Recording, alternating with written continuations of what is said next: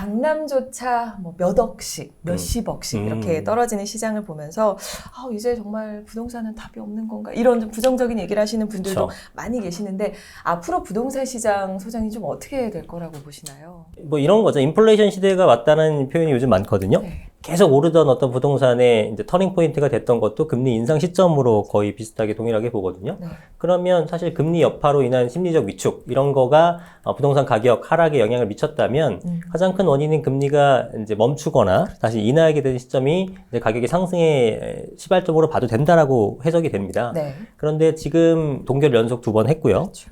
지금 여러 가지 의견이 있습니다만 추가적으로 인상을 하기에는 좀 버겁다라는 의견이 좀 지배적이고 뭐 그렇지 않더라도 한 차례 정도가 마무리가 아니겠느냐 이런 얘기들이 있기 때문에 네. 사실상 금리 인상이 마무리가 돼가면 이제 저점을 다졌다 내지는 또 특별한 어떤 그 좋은 지역, 핵심 지역 같은 경우는 저점을 다지고 한 2, 3억씩 오르는 곳들도 많거든요. 그 추이를 본다 그러면은 다시 재상승하는 시기가 도래하지 않았나라고 저 개인적으로 보고 있습니다. 많은 분들께서도 한 2025년, 한 네. 26년 네. 이 정도쯤이면 또 조금 상황이 달라지지 않을까 이런 얘기들을 많이 하는데 내년 정도부터는 분위기 자체는 많이 달라질 거라고 봅니다. 작년 말이 이제 어떻게 보면 심리 지수가 매매 수급 지수나 이런 것들이 최악이었거든요. 네. 한국은행에서 발표만 하면 올랐어요. 네. 안 오른 적이 없었잖아요. 그러니까 네.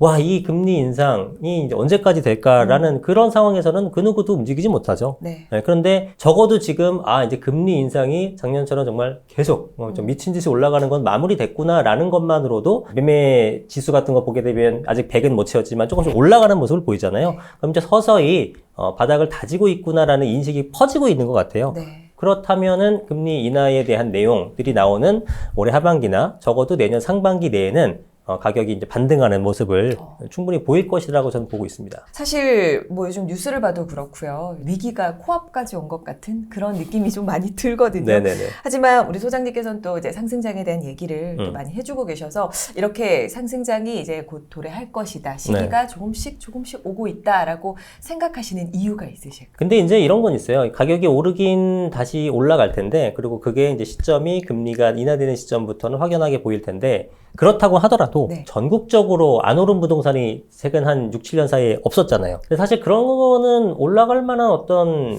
호재나 내재 가치가 없었는데 보유자도 저 집도 오르고 저 집도 오르고 비록 우리 집이 좀 처지긴 하지만 나도 어느 정도 올라야지 라는 심리를 갖고 있는 거고 매수자들도 뭐라도 사야 되는데 쟤도 오르고 쟤도 올랐으니 얘라도 사야겠다 해서 그게 매칭이 되면서 거래가 되는 거거든요. 네.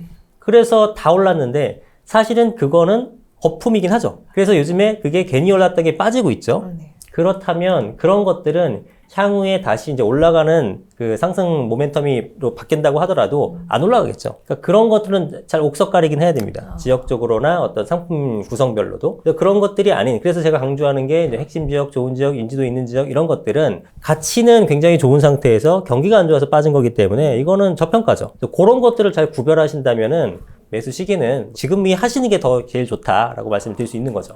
지금 소장님께서 계속 말씀을 해주시는 거는 결국은 가치가 있는 상품들 같은 경우는 결국은 회복을 할 것이다. 회복한다. 네. 인플레이션. 뭐 돈 값어치는 계속 떨어지니까 가격은 올라갈 수밖에 없고. 그런데 특히나 좋은 것들은 더 잘 오르겠죠. 그리고 일시적으로 떨어져 있는 상태니까 지금 구입하는 시점이 나쁘지 않다라는 거죠. 요즘 뉴스를 보면은 아직까지는 뭐 집값이 또 하락하고 있는 뭐 추세기는 하지만 네. 그래도 사람들의 심리가 조금씩 바뀌고 있다. 이런 기사들을 또 심심찮게 그렇죠. 볼 수 있거든요. 예, 예, 예. 그러면 실제 현장은 어떨지 네. 좀 데이터로 좀 확인해 볼 수 있을까요? 주택 매매 시장의 심리 지수 같은 걸 보게 되면 네. 제가 지금 찾은 데이터는 주택 매매 시장에 대한 소비 심리 지수, 네. 사람들이 얼마나 이제 다시 집을 사고 싶은지 이제 100이 기준이긴 합니다. 네. 그런데 아직 뭐 100까지 이제 올라온 게 있고 못 올라온 게 있긴 합니다만 지금 보시면 작년 10월, 11월, 12월 거의 바닥에 붙어 있었죠. 네. 그러다가 올해 1월달, 2월달 들어서 3월달 들어서면서 점차 올라가는 모습을 보이고 있어서 네. 이게 금리가 동결되면서 사람들이 그러면 이제 끝났나 이런 생각을 하게 되고 네. 두 차례 동결이 되게 되면서 이제 쭉 올라가는 모습을 보이고 있는 것 같습니다. 4월달, 5월달 데이터 쭉 봐야겠습니다만 네. 어쨌든 이렇게 심리 지수가 살아나고 있다라는 것은 바닥을 어느 정도 다졌다고 보는 시각으로 저는 네. 해석해도 된다고 봅니다. 네. 이게 소비 심리 지수 같은 경우는 네. 실제로 사람들이 이제 주택을 사고 사고 싶다라는 심리를 그런 사람들이 이제 많아지고 있는 거죠. 아. 예, 예. 이거 하나만으로도 이제 거래량이 얼마나 늘어나고 있고, 그 다음에 가격까지 다 반영이 된 거라서 소비 심리, 매매 시장에 대한 소비 심리가 증가하고 있다는 것은 거래량과 가격이 조금씩은 상승하고 있다고 보시면 됩니다. 실제 거래와 가격과 또 네. 이런 모든 수요를 좀 반영한 수치가 이미 사실은 그래프만 봐도 올라가는 게 네, 보이거든요. 눈에 보이거든요. 눈에 확연하게 보이기 네. 때문에 이런 부분들을 데이터로 봤을 때도 좀 예상을 할 수가 있다라고 그렇죠. 하시는 부분인 것 같고요. 하지만 소장님 사실 가치를 결국은 이게 회복을 하게 된다고 해도 몇 억 하던 게 갑자기 떨어지는 그렇죠. 그 숫자를 봤을 때 그리고 결국은 이제 대출 이자가 이제 부담이 계속 되다 보니까 결국은 내 집 마련이라는 걸 조금 외면을 하게 되는 것 같아요. 당장 네. 이제 이 숫자 때문에. 네. 근데 이제 내 집 마련에 대해서는 아직은 좀 섣부르지 않을까요? 어떻게 보세요, 소장님? 그러니까 이제 미래 평가를 하는 건데, 아직도 사람들은 많이 두려워합니다. 예, 그리고 이제 조심스럽게 접근하는 게 나쁜 것은 아닙니다만, 여러 가지 지표상으로 보면 이제 송파라든가 강남이라든가 이런 지역들에 대해서는 저점에서 보통 뭐 2억 이상 올라온 것들이 많거든요. 그런 걸 보게 되면 보통 회복하는 것도 좀 좋은 지역부터 회복을 하다 보니까 작년처럼 막연하게 그냥 뭐 공포감에 심리가 위축돼서 떨어지는 그런 것들은 지났다고 봅니다. 물론 이제 내 집 마련하실 분들이 다 상황이 틀리겠죠. 자금을 좀 무리하게 한다든가 그런 시점은 분명 아닙니다. 왜냐하면 금리가 동결되고 인하된다 하더라도 예전에 비했을 때는 어쨌든 많이 높아진 상태에서 맞아요. 유지가 되고 있기 때문에 그런 현금 흐름 같은 거 감안해서 대출을 무리하게 받다 보면 나중에 가격이 올라가기도 전에 내가 먼저 지칠 수도 있는 거고, 충분하게 자금 흐름 보면서 레버리지 무리하게 이용하지 않는다는 전제 하에서 좋은 지역에는 살 수 있는 여력이 된다면 뭐 그런 건 적극적으로 지금 매입을 하시는 게 좋죠. 너무 무리하지 않는 선에서. 그럼 무조건 전제가 돼야죠, 지금은. 지금 그리고 소장님께서 말씀해 주신 것 중에 내가 어떤 원하는 지역이 있으면 저점 대비 이게 그래프가 올라가고 있는지 이걸 좀 유심히 봐야 될 필요가 있을 것 같아요. 그쵸? 실거래가 금액이나 이런 걸 보고 좀 파악을 하면 될까요? 실거래가가 아무래도 제일 파악이 정확하죠. 예, 실제 거래가 된 거는 매수자, 매수 희망자도 이제 그 정도 금액이 용인한 거잖아요. 네. 그러니까 이제 실거래가 데이터 같은 걸 보면 지역별로 이제 분석을 해보게 되면 어느 지역은 올라가고 여전히 뭐 지금 떨어지는 지역도 있고 네. 다양합니다. 네. 왜냐하면 전국적인 단위의 부동산을 해석하는 건 아무 의미가 없어요. 그렇죠. 어차피 이제 지역적으로 이제 차등이 되니까.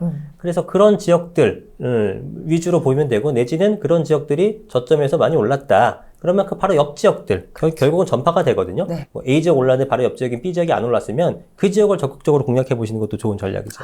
그러면 지금 같은 상황에서 뭔가 무주택자인데 네. 내 집 마련을 하고 싶다. 네. 그러면 서울의 어떤 뭐 특정 지역을 중심으로 봐야 된다든가 네. 어떤 기준값, 조건 같은 것들이 있을까요? 무주택자분들이 이제 금액이 다 갖고 계신 게 틀릴 거 아니겠습니까? 네. 일단은 기본 전제는 이겁니다. 내가 갖고 있는 자금을 최대한 활용해서 이제 내가 갖고 있는 자금 플러스 내가 이자를 감당할 수 있는 부분만큼의 플러스 대출, 이거를 풀 활용해서 가장 상급지로 가는 게 좋아요. 네. 그래서 이거를 내가 한 5억이 있는데 그러면 8억 정도, 3억 대출 받고 3억 정도의 이자를 감당할 수 있는 사람이라면 네. 8억짜리를 사면 되는 건데 5억이 있는데 5억짜리를 산다거나 5억인데 오히려 3억짜리 사고 2억을 뭐 혹시 모르니까 불안해서 남겨놓는다거나 이런 투자는 별로 좋지 않다라는 거죠. 왜냐하면은 이제 양극화라는 키워드를 말씀 주셨는데, 양극화라는 거는 좋은 것들은 더 좋아지는 거고요. 네. 뭐 안 좋은 것들은 떨어지는 것도 있겠고, 네. 중간 것들은 조금 덜 좋아지는 거거든요. 그렇죠. 그러면은 지금 격차가 이렇게 있다가 얘는 이만큼 올라간 사이 얘는 요거밖에 못 올라가면 그 전에 요 격차가 이렇게 벌어지는 거니까 당연히 높은 것이 좋은 것일수록 더 많이 상승하는 겁니다. 그러네요. 그러니까 당연히 내가 가능한 한 최대한 상급지로 이동하는 것이 올바른 투자죠. 내가 가지고 있는 자금과 안전하게 내가 감당할 수 있는 범위에서의 그렇죠. 대출을 합쳤을 때 네. 가장 상급지를 고르고 그 안에서도 좀 저평가되어 있는 상품을 찾는 그렇죠. 것. 네, 저평가는 아까 말씀드렸던 데이터상으로 이제 실거래가 지수라든가 이런 것들을 분석해서 그런 것들을 이제 파악하는 방법들이 있죠. 그 소장님 사실 전세가율을 이제 아무래도 이 중요성에도 소장님도 말씀을 해주시고 매우 중요합니다. TV에서도 네. 정말 강조를 많이 하고 있는 부분이라 아마 많은 분들께서 조사를 하고 계실 것 같은데 전세가율이 높아야 이제 투자하기가 좋다. 그렇죠. 이런 얘기가 있잖아요. 네네네. 말씀해주신 부분인데, 근데 사실 지금 전세가율의 그래프를 보면은 또 하락하고 있는 그런 그래프를 또 볼 수가 있거든요. 네네네. 실제로 데이터를 한번 확인을 한번 해볼까요? 전세가율에 대해서. 이제 작년 여름서부터 나오는 데이터인데 올해 1월 달까지 나왔네요. 그러면 이게 이제 매매가 대비 전세가율이니까 네. 지금 매매가도 하락했잖아요. 그렇죠. 그럼 전세가가 유지가 돼 있으면 이 전세가율 자체는 올라갔어야 정상입니다. 네. 예, 그러니까 10억짜리인데 전세가 5억이면 50%인데 10억짜리가 8억 되면 5억짜리 전세는 한 60%, 70% 되는 거잖아요.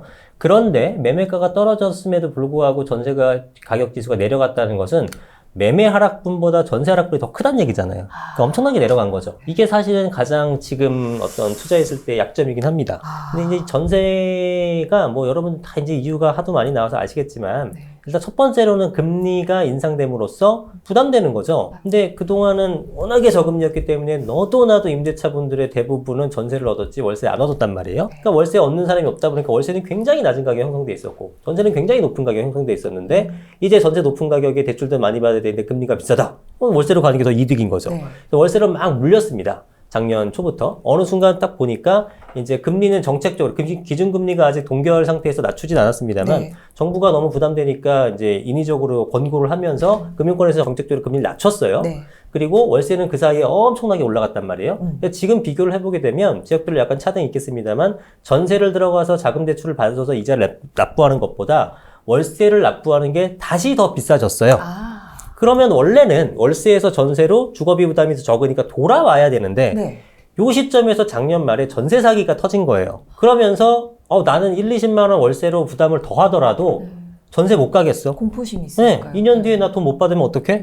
나 불안해. 이렇게 되다 보니까 계속 전세가 빠지는 현상이 생기죠. 원래 그게 없었으면은 이미 전세가율은 높아졌을 겁니다. 그러면 이제 결국은 금리 부분에 대해서 인하가 될 것이기 때문에 전세 수요가 늘어나긴 하되 이 심리적 공포 때문에 이런 사태 때문에 못 가는 거기 때문에 전세가 이제 다시 올라가기 위해서는 이 전세 사기 사건에 대해서 정부가 어떤 조치를 내놓느냐, 어느 정도 시스템을 구비해서 그 임차인 분들이 좀 안심을 할 수 있느냐, 요거를 만들어주는 시점, 그 시점이 돼야지만 다시 이제 전세가율이 높아지는 그런 모습을 보일 겁니다. 회복이 가능한 거죠. 그렇죠. 그러니까 사실 소장님 요즘 정말 TV를 틀면 그 빌라 전세 사기에 대해서 연일 보도가 되고 있잖아요. 매일 나옵니다, 매일. 소장님의 의견도 궁금해. 지금 이런 전세 사기 사건에 대해서 말씀하신 대로 사실은 이렇게 집을 구하는 사람 입장에서는 무서워요. 막연하게 이게 공포심이 있거든요. 그렇죠. 이거가 사실 굉장히 민감한 주제긴 한데, 그래서 이제 정치권에서도 이제 여야가 여러 가지 이제 얘기를 하면서 이제 구제를 해줘야 된다, 어떻게 해줘야 된다 얘기하는데, 아직까지 내놓은 대책들이 그 피해자 입장에서는 뭐 만족스럽지 않다고 얘기를 하는데요. 조금 냉정한 얘기일 수도 있는데, 100% 다 구제를 해줘야 된다, 나라에서. 그런 입장은 아니고요. 그렇게 된다 그러면은 향후에 더 큰 문제가 불거질 수 있어요. 뭐 내가 잘못해서 나라가 막아주니까 이 도덕적 해이가 발생할 수도 있는 부분이 있고요. 그다음에 예산적인 문제도 지금 나온 게 보통 뭐 2,000세, 3,000세 되는 게 이분들을 막는 문제가 아니고요. 향후에 엄청나게 더 나올 겁니다. 이 관련된 게. 왜냐하면 전세 사기가 나온 게 작년 말 22년 10월 달부터 얘기가 나왔는데요. 조치가 나온 것들이 이런 22년 10월 달 이후에 전세를 구하시는 분들은 그런 무리하게 갭이 작은 것들을 전세를 구하진 않았겠죠. 그러니까 그 이후에 전세 문제는 전혀 문제가 없을 거예요. 근데 그게 나오기 전에는 계속 이런 식으로 했을 거 아닙니까? 그렇죠. 그러면 그게 21년도 하반기 그때도 전세가 엄청나게 비쌌을 텐데 그러면 23년 하반기 2년 뒤면은 문제가 불거지겠죠? 나오겠죠 또 계속 터집니다. 그러면 그게 수천 명이 아니라 수만 명이 될 수 있어요. 그거를 정부에서 다 해줄 수 있는 예산도 없을 뿐더러 말씀드렸다시피 그렇게 해주면은 또 안 되는 거예요. 이제 피해자분들이 안타깝게 합니다만 일정 부분 그분들이 회복할 수 있고 자립할 수 있게끔 여러 가지 지원책을 해주는 건 당연히 맞습니다. 취득세를 경감해주거나 면제를 해주거나 아니면 지금 경매 연기, 경매 유예 얘기 나오잖아요.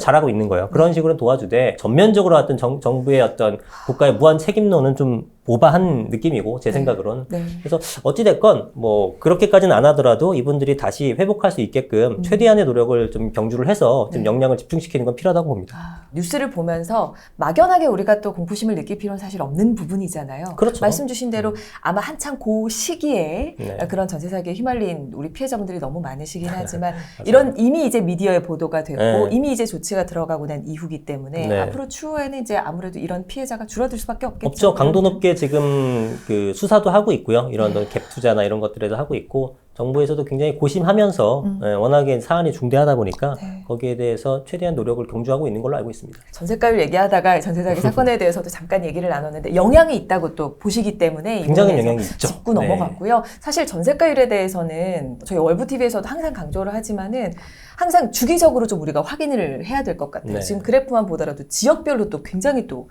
편차가 심하기 때문에 항상 요거는 이제 체크를 하면서 우리가 또 준비를 해야겠네요. 네, 맞습니다. 자, 그러면 소장님께서는 또 실제로 부동산을 운영하고 계시잖아요. 네. 현장 상황을 아무튼 누구보다 잘 아시는 분이신데 요즘에 현장 분위기가 어떤지 실제로 이제 부동산 자산 많이 보유하고 계신 우리 부자들은 네. 또 어떻게 행동하고 있는지 또 이런 얘기 좀 들려주시면 좋을 것 같아요.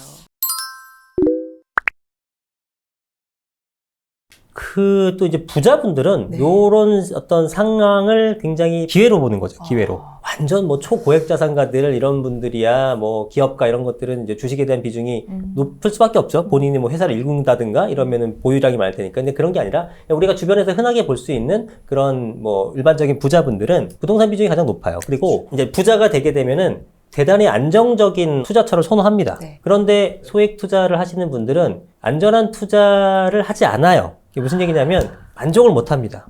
예를 들면 1,000만 원이 있는 투자자가 있는데 연 5% 안전한 상품이 있어요. 이걸 투자해서 수익을 얻습니다. 네. 50만 원이에요. 네.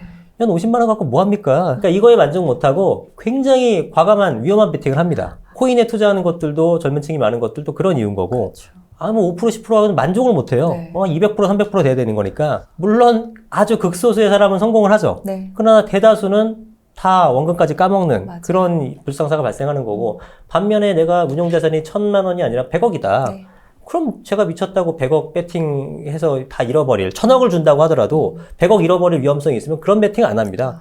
그냥 연 5% 안전하게 5억이에요. 그러면은 제가 충분히 쓰고도 남죠. 그러니까 그럼요. 그런 안전한 걸로 투자를 하게 되는 거거든요. 그래서 부자분들은 그 안전한 투자를 하고 안전한 투자의 대표적인 게 또 부동산 아니겠습니까? 그렇죠. 그래서 부동산 비중을 높이는 그런 식으로 보는 거고, 그다음에 저금도 그 인플레이션에 대한 것들에 대한 그 경제 관념이라든가 이게 굉장히 잘 이해가 높으세요. 네. 상당히 많은 분들하고 상담해봤는데, 그래서 그런 분들은 통장에 있는 돈을 너무너무 불안해하시는 거죠. 인플레이션 시대에 도래했는데 지금의 100만 원과 내년에 100만 원이 완전 틀린데 그걸 보유해서 뭐 하겠습니까? 그게 아니라 그렇다고 위험자산에 투자를 건 아니고 부동산 같은 데 투자를 하는 겁니다. 네. 그러니까 투자라기보다는 에셋 파킹이라고 하죠.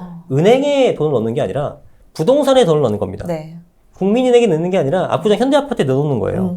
그래야지만 이게 자산이 늘어나고 그 자체로 인플레이션 해증이 되는 거잖아요. 그렇죠. 오르면 더 좋고. 네. 그런 식의 이제 투자 관점을 갖고 있는 분들이 이제 부자니까 요럴 때 지금 자산을 더 늘려야겠다 이런 생각들을 하시는 거죠. 지금 사실 그 주택이 굉장히 가격이 조금 내려가고 있는 추세니까 그렇죠. 지금 어떻게 보면 매수를 또 많이 하고 그럼요. 계시는 그런 지금 이제 추세인가요? 매수를 하고 뭐 보통 그냥 간단하게 싸게 사서 또 비쌀 때 매도를 하고 또 그렇게 하시는 거죠. 그러니까 지금을 굉장히 좋은 기회로 보는 거죠. 그러면 사실 이제 부동산 자산을 많이 갖고 있지 않은 뭐 저 같은 개인 투자자들 같은 네. 경우는 그렇다고 뭐 그냥 은행에 현금 보유만 계속 또 하고 있기보다는 어느 네. 정도 조금 종잣돈을 모아서 지금 좀 저평가돼 있을 때 네. 어느 정도 투자를 하는 게 맞다라는 게 또 소장님의 그쵸. 근데 이제 의견이시죠. 비중이 어느 정도, 예전에는 이제 정말 소액 투자가 많은데 지금은 거의 사라졌다고 네. 봐야 돼요. 일단 매가가 오른 것도 있고, 그 다음에 이제 갭 투자라는 게 이제 매매가 대비 전세값이 높은 상품을 사는 건데, 지금 정책적으로 시장도 그렇지만 보증보험에 대해서 비중이 줄어들었기 때문에 네. 갭 자체가 이제 벌어질 수밖에 없습니다. 네. 그래서 아주 소액이라는 게 사라져서 어느 정도 이제 자금을 모을 때까지는 뭐 열심히 일을 해야 되는 거고, 그렇죠. 네, 그러고 나서 이제 어느 정도 된다면 공부를 충분히 하신 다음에 이제 투자를 한두 번씩 해보는 게 좋죠. 네, 그걸로 이제 일확천금을 노린다는 게 아니라 괜히 소액 갖고 뭐 정말 그런 일확천금을 노리면은 다 날릴 확률이 너무 높기 때문에 네. 근데 부동산은 그건 아니거든요. 네. 안전하게 갈 수 있기 때문에 어느 정도 모으고 소액으로 경험을 한번 해보고 다 자금이 또 생기게 되면은 더 좋은 상품을 살 수 있게끔 준비하시는 게 좋겠다는 판단이 들죠. 지금 소장님 얘기 쭉 들으면서 우리의 그 고전과도 같은 명언, 네. 부동산 그래프는 결국은 우상향한다라는 요 물론 가치가 내재적인 가치가 있는 상품들의 경우 거기에 대해서 얘기를 쭉 한번 해주셨고요. 그러면 말씀해주신 대로 저희가 앞으로 이제 부자가 되려면 기회들을 잡을 준비를 하기 위해서 네. 아무래도 좀 공부가 필요할 것 같아요. 그래서 시장에서 기회를 잘 잡기 위해서는 소장님께서는 이 두 가지를 공부하는 것이 굉장히 중요하다라는 얘기를 해주셨었거든요. 네네네. 이 두 가지가 어떤 또 공부가 필요할까요? 일단은 기본적으로는 세금 공부를 좀 해야 될 것 같고, 예, 이제 세금 공부를 하게 되면 뭐 양도세, 취득세 이런 부분들 알고 있으면은 언제 매도하고, 언제 매수를 하고, 또 요즘 같아서는 어느 지역에 매수를 하고 이런 것들이 눈에 보이거든요. 예, 그래서 그런 것들은 이제 뭐 굉장히 전문가적으로 할 필요는 없고 네. 누가 얘기하면 알아들을 수 있을 정도는 일단 기본적으로 해놔야 되지 않나라는 생각이 들고요. 네.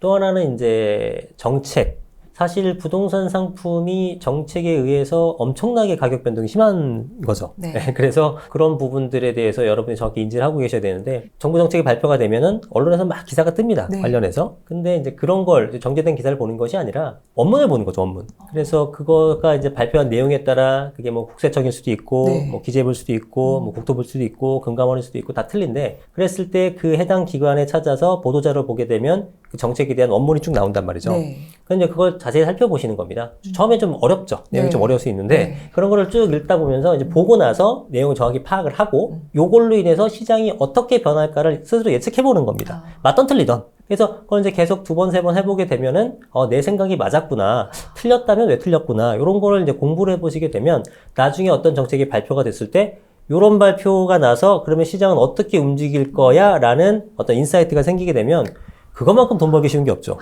네, 남들은 모를 때 난 알고 있으니까. 네, 그게 뭐 정부 발표 전에 살 필요는 없어요. 옛날에는 정보가 이제 대중화되지 않고 숨겨졌고 일부 사람들만 가져갔으니까 네. 그게 가능했지만 지금은 그런 건 없잖아요. 그래서 정보가 딱 발표됐을 때 정보야 당연히 있는 거고 그거를 통해서 어떻게 변화될지에 대한 통찰력을 갖는 게 더 중요하거든요. 그걸 공부하신다면은 발표될 때마다 돈을 벌 수 있어요. 네, 그러니까 그런 공부라는 게 사실 조금 어렵고 뭐 많이 이제 자기 하시는 일이 바쁘시겠지만 이걸 통해서 상당한 자산 증식을 도움이 될 수 있다라고 저는 말씀을 드리고 싶습니다. 두 가지를 꼽아주셨어요. 세금 공부. 그런데 그 세금 공부도 사실 세금하면 숫자도 나오고 이러니까 좀 이렇게 어렵습니다. 어려워해요. 그런데 네. 말씀해주신 대로 네. 그러니까 들으면 이해할 수 있을 정도. 그 정도는 돼야 됩니다. 네, 이 정도의 공부는 좀 해두시는 게 좋고 정책에 대해서도 시시각각 변하는 그런 정책에 대해서 네. 원문을 보고 그리고 중요한 건 제 소장님 말씀대로 나만의 인사이트를 이제 그렇죠. 확보하는 것. 네. 그게 자산이니까요. 그렇죠. 그렇죠? 네. 이 부분에 대해서 이 두 가지를 여러분 준비해 주시면 좋을 것 같습니다.